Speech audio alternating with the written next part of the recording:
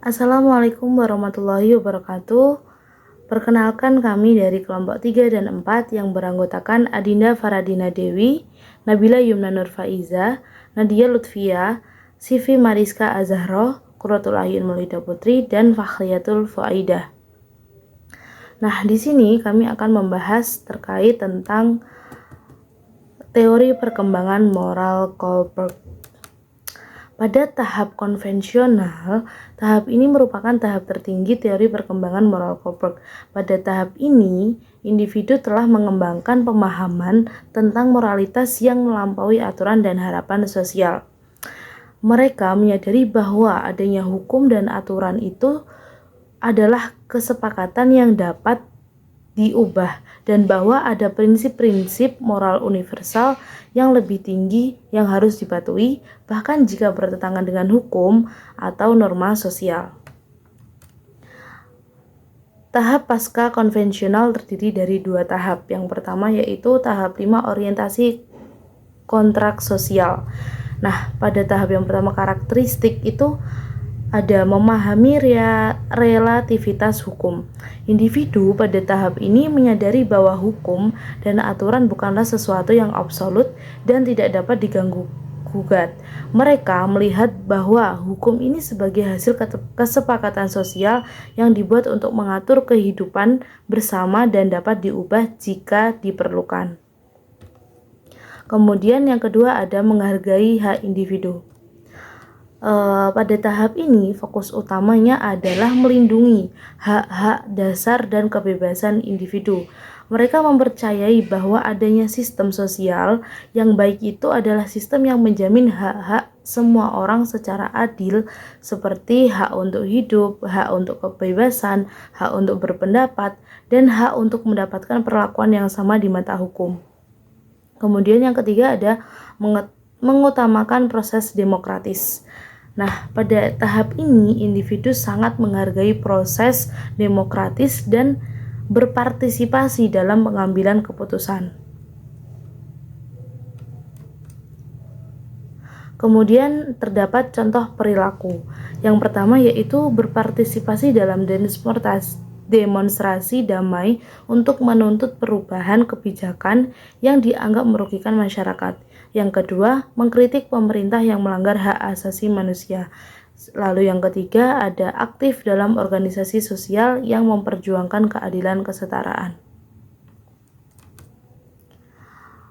Kemudian tahap yang kedua, yaitu prinsip etika universal.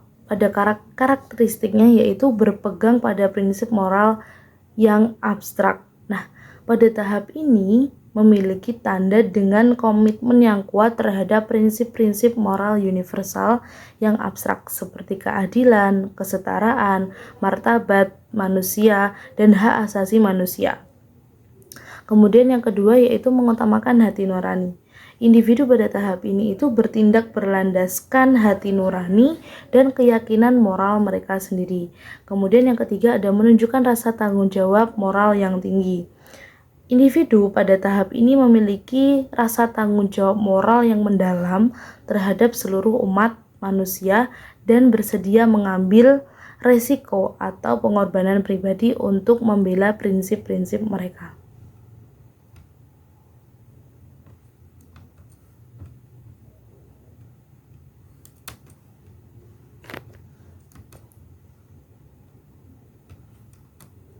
Kemudian terdapat contoh perilaku. Yang pertama yaitu membantu orang lain yang tertindas atau didiskriminasi meskipun beresiko bagi diri sendiri. Yang kedua yaitu menentang rezim otoriter yang melanggar hak asasi manusia meskipun menghadapi ancaman hukuman. Yang ketiga menjadi whistleblower untuk mengungkap korupsi atau kejahatan meskipun dapat merusak reputasi atau karir mereka. Kemudian pada rencana praktik.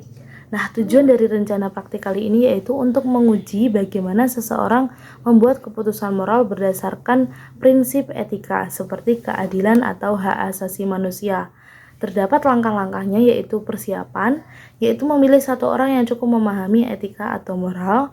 Yang kedua, memberikan penjelasan tentang konflik nilai moral, misalnya saat hukum bertentangan dengan prinsip moral.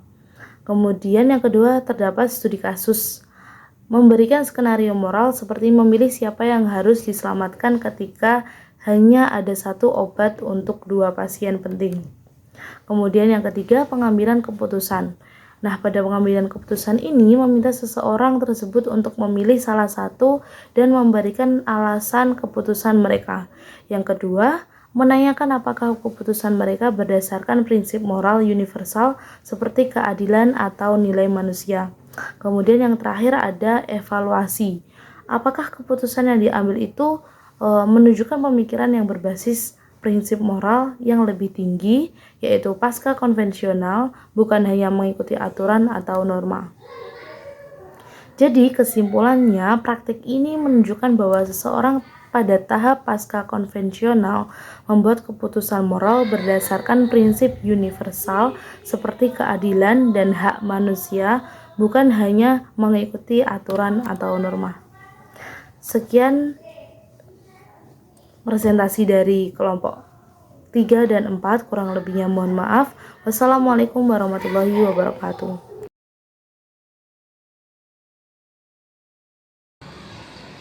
Baik, jadi di sini saya akan menanyakan mengenai konflik yang terjadi pada nilai moral yang ada di sekitar kita. Nah, apakah kakaknya tahu sebelumnya apa itu nilai moral? Belum yang benar-benar jelas tahu, tapi cuma tahu beberapa aja. Oh iya, jadi saya tambah tentang pengertian tentang nilai moral ya kak ya.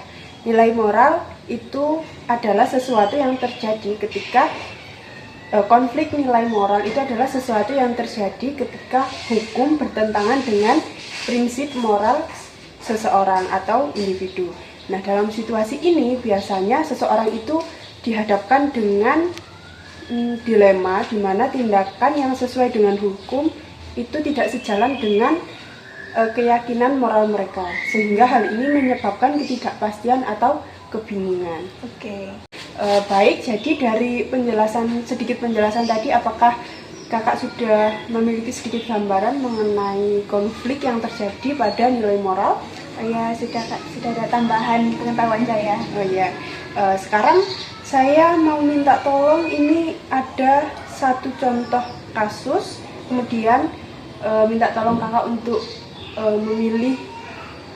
memilih siapa yang akan diselamatkan sesuai dengan penjelasan dari nilai moral tadi. Ya.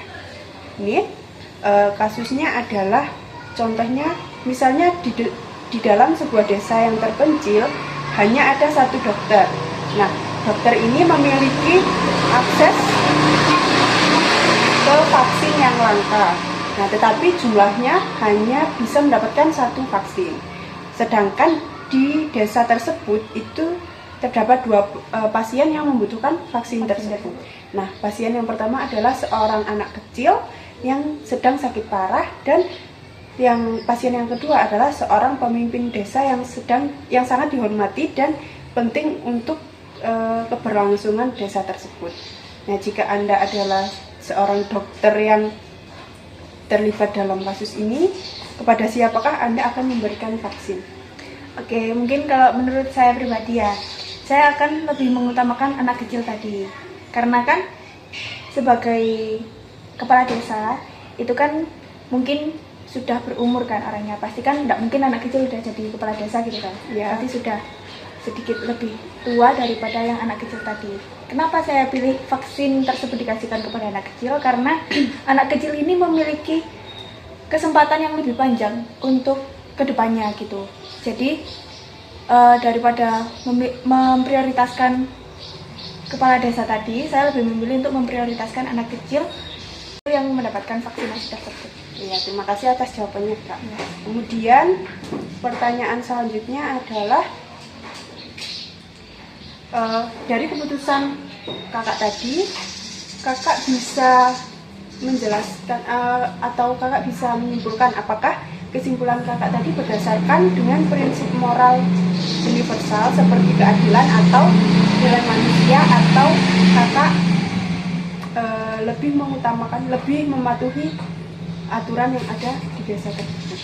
Kalau menurut saya, dari kondisi yang tadi sudah saya jelaskan itu lebih masuk kepada kemanusiaan dan juga nilai moral. Karena saya tidak mengikuti peraturan yang ada, karena kan aturan yang sudah ada seharusnya kita harus memprioritaskan kepala negara, kepala daerah, atau mungkin di kondisi ini adalah kepala desa. Tapi karena beberapa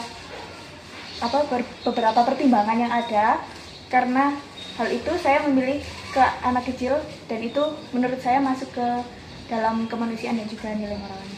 Ya, terima kasih ya Kak atas jawabannya. Jadi secara garis besarnya menurut Kakak lebih penting untuk memprioritaskan nilai moral daripada mengikuti aturan yang sedang berlaku gitu. Ya. Kalau dalam kasus tersebut ya. Iya. Terima kasih atas jawabannya. Ya, Selamat siang. selamat siang.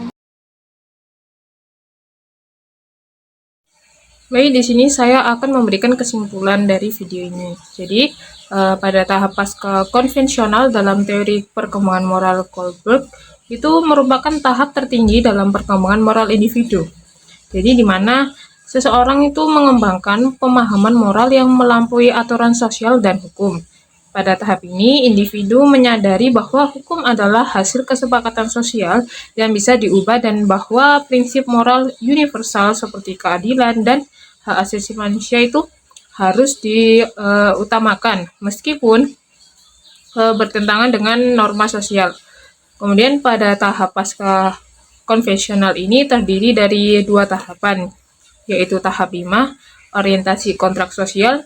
Ini menekankan pada relativitas hukum dan perlindungan hak individu. Serta tahap 6 itu prinsip etika universal yang berfokus pada komitmen terhadap prinsip moral yang lebih tinggi dan pengambilan keputusan berdasarkan hati nurani. Kemudian untuk contoh perilaku pada tahap ini itu mencakup aksi-aksi seperti partisipasi dalam demonstrasi damai, kemudian mengkritik ketidakadilan, dan memperjuangkan hak asasi manusia meskipun ada resiko pribadinya. Kemudian tidak semua orang itu mencapai tahap ini, dan perkembangan moral bersifat dinamis. Dengan individu bisa bergerak maju atau mundur antara tahapan. Kemudian sebuah rencana praktik untuk menguji pengambilan keputusan moral itu berdasarkan prinsip etika universal yang bertujuan untuk mengeksplorasi bagaimana seseorang itu membuat keputusan yang mempertimbangkan nilai-nilai moral tinggi, bukan hanya mengikuti hukum atau norma sosial. Baik, sekian dari kelompok kami, kurang lebihnya mohon maaf. Wassalamualaikum warahmatullahi wabarakatuh.